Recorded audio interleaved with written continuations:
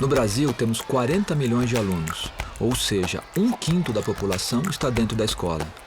Somos a 6ª maior economia do mundo, mas na educação estamos em 88º lugar. Os professores não estão felizes, os alunos não estão felizes, o governo não está feliz, a oposição não está feliz, não tem ninguém feliz. Será que não existe nenhuma luz no fim do túnel? Mas isso é uma crise que sugere uma possibilidade de uma reorganização. Que tipo de ser humano eu quero formar?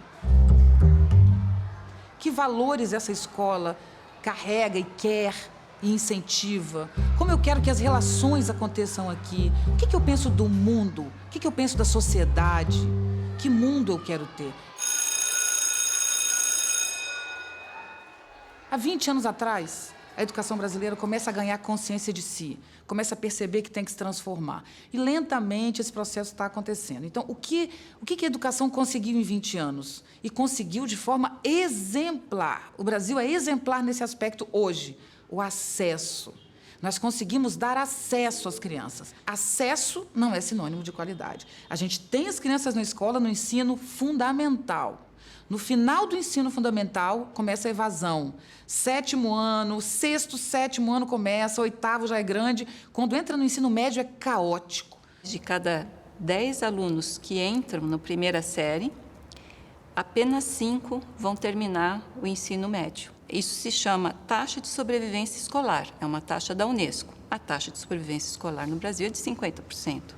Não, eu já perguntei para médicos se tem alguma doença que mate 50% dos pacientes. Eles falaram assim, acho que nem a peste bubônica matou 50% da população. No entanto, a gente tem uma escola que literalmente extermina com o futuro de 50% dos alunos.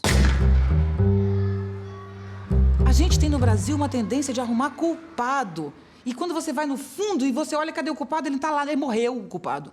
O culpado morreu há 30 anos e você está oprimido por aquele culpado. Isso é cultural. A gente tem que tomar conta do Brasil. Nós pesquisamos e descobrimos entre as 180 mil escolas públicas brasileiras, algumas escolas de muita qualidade em áreas muito pobres. Em 2010, a escola aprovou todos os alunos que fizeram vestibular. Todos. Viajamos 12 mil quilômetros pelo Brasil. Visitamos escolas, conversamos com os pais, alunos, professores, especialistas na área de educação, pessoas que vieram de escolas públicas. Eu tive alguns professores muito especiais. Eu gostava muito quando ia para a fantasia. Estudei escola pública a minha vida inteira.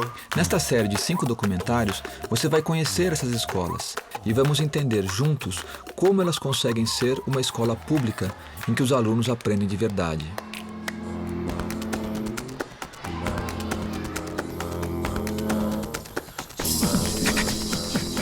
A Chapada Diamantina é uma região pobre no interior da Bahia que está chamando a atenção de especialistas pela surpreendente qualidade do ensino em 20 municípios da região.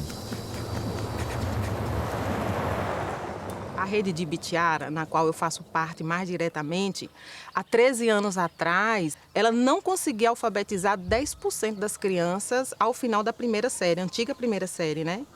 E hoje, no mês de junho, né, no diagnóstico que a gente faz, já tinha 85% de crianças alfabetizadas, né? Então, até chegar em dezembro, a gente vai ter aí mais de 90%. Aqui, por exemplo, nós temos uma comunidade de alunos leitores. Alunos de 5 anos, como a gente pega de escolas públicas, que pegam um livro e lê. E isso não é possível. Não é lendo no sentido de decodificar, é ler mesmo. Ler com fluência. E com fluência. Grande parte dos jovens que não concluem o ensino médio ou que concluem sem ter aprendido aquilo que eles têm direito de aprender foi porque eles foram crianças que não se alfabetizaram ou tiveram os fundamentos, a aprendizagem dos fundamentos da matemática muito fraco. Então, a gente tem que garantir que criança, educação infantil e os primeiros anos do ensino fundamental sejam realmente muito rigorosos e que a gente consiga ter esses resultados para essas crianças. Como é que alguns municípios na região da Chapada Diamantina conseguiram índices tão bons em relação à alfabetização dos alunos? Como é que eles conseguiram superar as metas previstas do IDEB? E como foi essa mágica? Não é mágica, é muito trabalho. Em 1997, 12 municípios da Chapada juntaram esforços para tentar melhorar a educação. O projeto Chapada já nasceu como um território, né? Ele já nasceu porque esses 12 municípios resolveram, né, fazer alguma coisa pela educação da região. Essa realidade que eu vivo é a realidade que não é só de Ibitiara. A gente está numa rede de trabalho, né, de educação, que as práticas nela desenvolvida colaboram, né, para o meu município, para o município de Novo Horizonte, para o município de Ceabra, para os outros municípios que fazem parte dessa rede. Então, assim, eu não estou só, meu coordenador pedagógico não está só, né? Nós temos aí vários profissionais envolvidos nessa busca pela qualidade da educação. Chapada, acho que é um modelo, uma referência, né, de pensar em um lugar que tem condições tão adversas e que a gente vem ouvindo, né, há tanto tempo, de que zona rural, são pobres, não tem, o DH é baixo e tal. Eles conseguiram desmistificar tudo isso, né, num trabalho super bem organizado, planejado, com vontade política, com amparo técnico. Formaram os quadros locais, né, que as pessoas que estão lá, então não é só, são as pessoas de fora que vão lá dar a formação. Eles demandam formação externa, mas eles conseguiram construir equipes técnicas muito boas do ponto de vista técnico. A primeira coisa que a gente faz quando a gente chega no município é ensinar o município a ter a sua própria política de avaliação institucional, né? A saber o que sabem as crianças que estão nas escolas daquele município. É possível ter um aluno sem avaliação? Não. Você consegue viver sem avaliação? Não. Por que eu sou ser humano? É que além de eu ter esse corpo físico aqui, eu tenho um universo virtual que se chama consciência, que é feita, assim como a internet é feita de imagens e signos apenas, né? Aqui, ó, virtual, tá aqui minha consciência. Eu só existo como ser humano porque ela tá aqui me avaliando, dizendo para mim, você tá falando bem, você tá falando mal, você mandou mal ontem, você fez aquilo muito bem. A avaliação é fundamental na vida. Claro que quando eu era criança eu não gostava de fazer prova. Mas também aprendi a fazer e é uma coisa que entra no seu cotidiano. As evidências que existem na psicologia cognitiva, publicadas nas melhores revistas, é de que o ideal é fazer provas, sim, e cumulativas. Tem um experimento famoso, recente, que mostra que é melhor é mais eficiente você pedir para o jovem fazer uma prova sobre aquele assunto do que pedir para ele estudar sobre aquele assunto. Quando eu faço prova, eu tenho a minha atenção dobra do que nas atividades complementares. Porque quando eu faço prova, o meu cérebro pode ter o barulho que for. Tá ligado só à prova.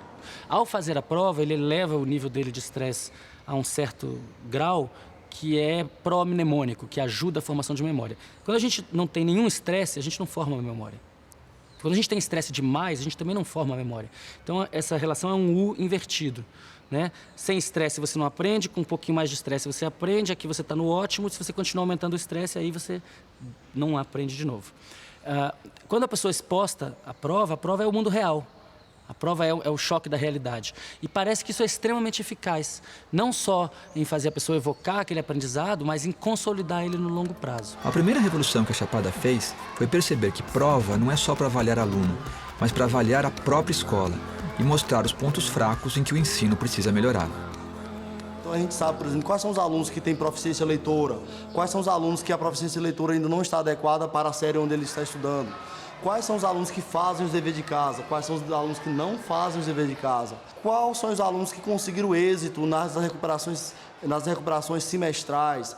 Quais são os alunos que não conseguiram? O diagnóstico ele vai nos contar aspectos importantes sobre os sujeitos que estão na escola. Isso também vai definir muitas das coisas que o diretor vai fazer. Por exemplo, como ele gasta o dinheiro na escola, o que ele prioriza, ou como é que ele vai marcar as reuniões de pais. Então, tudo isso depende de quem são os sujeitos que estão na escola. Se o diretor ele não tem participação efetiva nisso, ele começa a trabalhar na contramão dos sujeitos que precisam aprender. Todos os dados são dados para a gente tomar decisão, seja decisão de planejamento, seja decisão de chamar a família, seja decisão de providenciar uma atividade de reforço. Mas todos os dados eles são dados aproveitados para promover o aluno. A gente realmente toma a sala de aula como o nosso principal foco. Ela é o nosso ponto de partida e o nosso ponto de chegada. Inspirado nesse sistema de avaliação da Chapada e de alguns outros municípios do Ceará e de Minas, o Ministério da Educação criou um sistema nacional de avaliação de todas as escolas públicas do Brasil, o IDEB. De 2 em 2 anos, os alunos fazem a Prova Brasil, O resultado dessa prova permite saber como está o aprendizado em português e matemática em cada escola. O IDEB mede também o fluxo escolar, que diz quantos alunos estão atrasados e quantos abandonaram a escola. Quando você tem uma referência, porque o IDEB é uma referência, né? Apesar de algumas pessoas acharem que aquilo é verdade, por favor, é um indicador, é uma referência. Aquilo não diz o que está acontecendo naquele município. É uma indicação, né? É uma referência. Então, se a referência do meu município é 3 e do município vizinho é 4... esse pai, essa mãe, na época da eleição, vai dizendo, vou votar, por que no município do lado é melhor do que aqui? O IDEB ele deu uma transparência para os resultados que foi muito positiva. O que a gente verifica é que agora toda a gestão educacional, de rede ou de escola, tem uma medida para poder se comparar, inclusive ela com ela mesma. Então, o IDEB deu isso, deu um número simples, um número de 0 a 10, que todo mundo entende, e que você consegue dizer o seguinte, olha, eu sou 5 e a minha meta era 6, ou eu sou 5, a minha meta era 4,8, que legal, eu estou fazendo um bom trabalho, ou eu estou com 4,8, eu era 4 antes, puxa, avancei em 2 anos, ou não, eu caí, o que eu fiz de errado para poder consertar da próxima vez? O primeiro passo da transformação na Chapada foi trabalhar com avaliação e diagnóstico nas escolas. O segundo grande passo foi investir na formação dos professores. Não é aquela formação que muitas vezes acontece em alguns lugares, em algumas redes, que organizam como a semana da formação. E aí para tudo numa semana e convida especialistas de fora para dar palestras, para compartilhar uma pesquisa mais recente e tal. Cada vez mais as pesquisas mostram que a formação de adultos passa pelo fazer, por uma mudança de cultura, né? Porque o professor está trabalhando de uma forma porque ele acredita que aquela é a melhor maneira que ele tem de fazer aquele trabalho. Então, se eu quero modificar isso, se eu acredito que necessita algum tipo de aprimoramento, eu tenho que partir do que ele faz. Eu não posso achar que eu levo ele num auditório, contrato um pesquisador ou um intelectual e isso vai gerar essa transformação. Quando eu faço formação continuada, eu não vou para lá, para a formação, para o espaço de 8 horas, ensinar ao professor. Eu vou para que ele, junto com o outro colega, tenha mecanismos para compartilhar saberes e para qualificar sua ação profissional. A gente toma os problemas da sala de aula para o centro dessa formação e aí, junto com o professor, a gente estuda e planeja situações para poder a gente conseguir, né, garantir com que as crianças aprendam. E depois a gente volta para a sala de aula, o professor para dar suas aulas e o coordenador acompanha essas aulas também. E aí torna a voltar esse movimento de novo, olhando, né, o que as crianças estão respondendo, como as crianças estão aprendendo. Isso volta de novo para a formação e vai retroalimentando. Toda vez que a gente está na formação é um ressignificar da prática, né? A gente, tá vendo? Eu estou fazendo assim, ou então, não, eu não fazia assim, agora eu vou fazer assim. E essa troca também dos professores estar se encontrando é muito bom.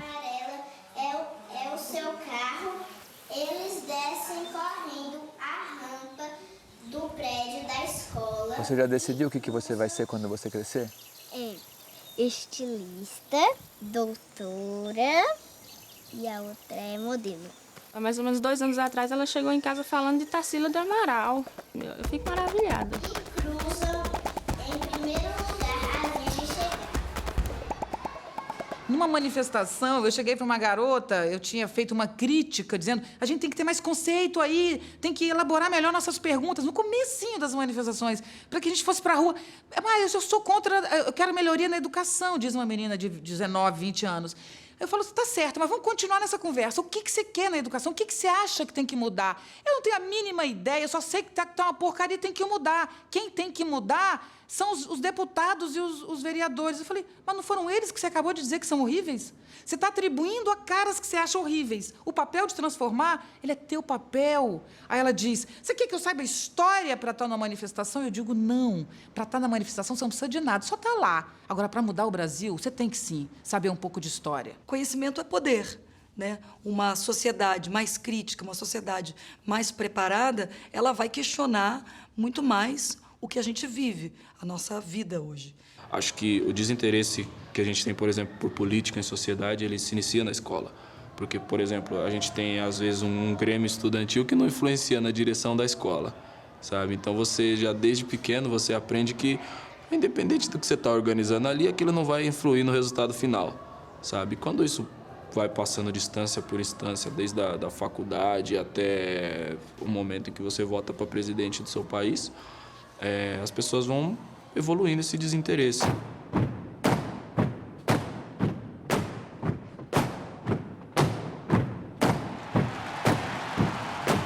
Na nossa história, os decididores da educação, né, são as esferas mais amplas, né? É o governo federal, o governo estadual, o governo municipal, mas não a base.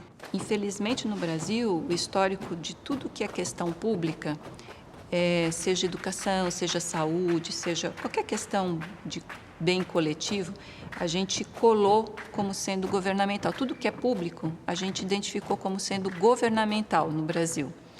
E, como sendo governamental, isso é uma responsabilidade do governo. Nós não temos nada com isso. Na verdade, a palavra público, como a própria palavra diz, é público, de todos nós. O controle social na política pública brasileira é muito baixo. São raras as escolas que têm uma grande prática de gestão democrática, em que pese o fato da gestão democrática ser princípio constitucional, está no artigo 206 da Constituição. E a gestão democrática ela é importantíssima para gerar qualidade da educação. No mundo todo, os sistemas de ensino que deram certo, o que eles fizeram? Valorizaram os professores e aumentaram o nível de participação da sociedade sobre a matéria educativa. O exercício da democracia, ele precisa começar dentro da escola. É isso que eu quero dizer quando eu digo que o Grêmio Estudantil tinha que influenciar na direção e as pessoas, os alunos têm que entender que uma organização popular, ela se inicia de pessoas que se juntam por um determinado ideal e querem que alguma coisa mude. Então, gostaríamos que determinada prática ocorresse na nossa escola ou não. A gente tem uma história, uma democracia ainda muito recente. A gente tem um uso do poder público, da coisa pública, de uma maneira vergonhosa. Isso é uma realidade e isso atinge a educação. Entra um governo, vem com uma proposta, entra um outro governo, principalmente se for de partido diferente, vem e já caminha numa outra direção. Olha, esse é um problema enraizado, principalmente na política pública brasileira, a questão da descontinuidade que afeta a área social de uma maneira trágica. E principalmente a educação, porque é aquela que tem maior capilaridade. O problema é que quando você troca o secretário de um dos 5.560 municípios brasileiros, a equipe dele vai inteira.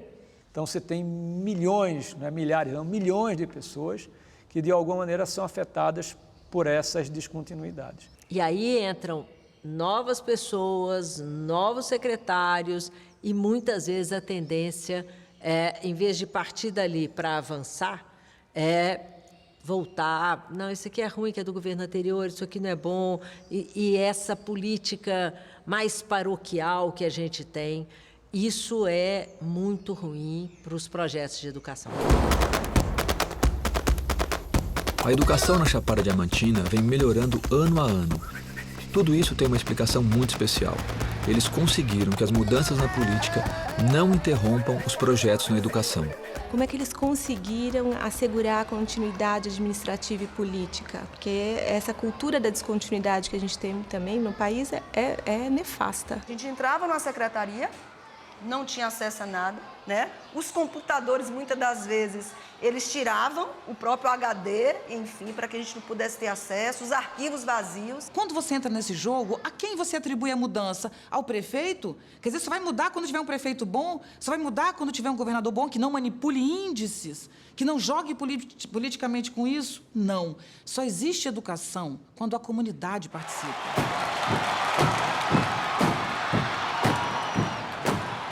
Nós chamamos a comunidade e discutimos com a comunidade os caminhos da escola. Reforma disso, melhoria disso, troca de tal funcionário, transporte, qualidade da merenda. Então, essas vozes de cada comunidade vêm para a mão da equipe da secretaria, que faz a sistematização, e no dia D, que a gente costuma dizer o dia E, né, o dia da educação no município, toda a comunidade, a secretaria, terceiro setor, se reúnem para discutir aquelas propostas. Então, esse dia que a gente chama de Fórum de Educação, representantes de todas as escolas estão presentes, os candidatos a prefeito e a vereador também estão presentes. Levante o braço, por favor. Os candidatos a prefeito, candidatos a vereadores estão ali nas primeiras fileiras do fórum. O acordo é que eles participem do fórum, mas que eles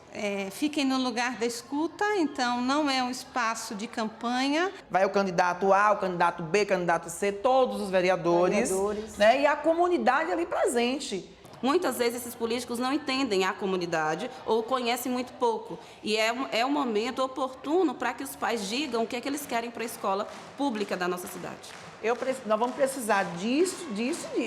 Aí, ao final da tarde, é feito um documento lindo e eles assinam, dizendo, caso venha vencer a eleição, comprometa a realizar todas as propostas. Aí elege-se uma comissão de acompanhamento dessas propostas. Então, durante os 4 anos, ele tem esse documento. É feito um banner, né, Cláudia? Feito um banner grandão com todas as propostas, coloca na secretaria, na prefeitura, e a comunidade está ali de olho. Você disse que ia realizar, tem aqui o documento. Bora! A gente tem uma história de relação com os pais, que é de chamar na escola para reclamar do filho. Os pais vão se envolver com a escola na hora que a gente chama, né, para falar da educação dos filhos, é claro, mas também para colocá-los nesse lugar de quem decide sobre, e na hora que eles percebem também que nós, educadores, não estamos ali para acusá-los, mas estamos ali para nos corresponsabilizarmos pela educação de um mesmo sujeito. Então, 2 instituições sociais, família e escola, articuladas, comprometidas com a educação de um mesmo sujeito. Na hora que os pais entendem isso, eles participam. Como que você não acompanha a instituição que seu filho visita todos os dias? E os adolescentes que podem não entender a dimensão disso, a importância disso no primeiro momento e ver só como uma coisa chata. Se todas as pessoas participarem e isso for cultural e a gente trazer para dentro coisas que realmente interessem e dialoguem com o tempo que a gente vive hoje, acho que a gente consegue criar a escola que a gente precisa para chegar no país que a gente considera ideal, porque a revolução vai começar na escola. No próximo episódio você vai conhecer 2 escolas nas periferias de São Paulo e Rio que estão conseguindo virar o jogo na luta contra a violência. Eu cresci numa escola do apartheid. Os pretos eram no fundo e os brancos na frente, sacou? Sabe quando você fala tudo sem censura? Porque quem manda aqui somos nós. Eu e vocês. Não são traficantes, não.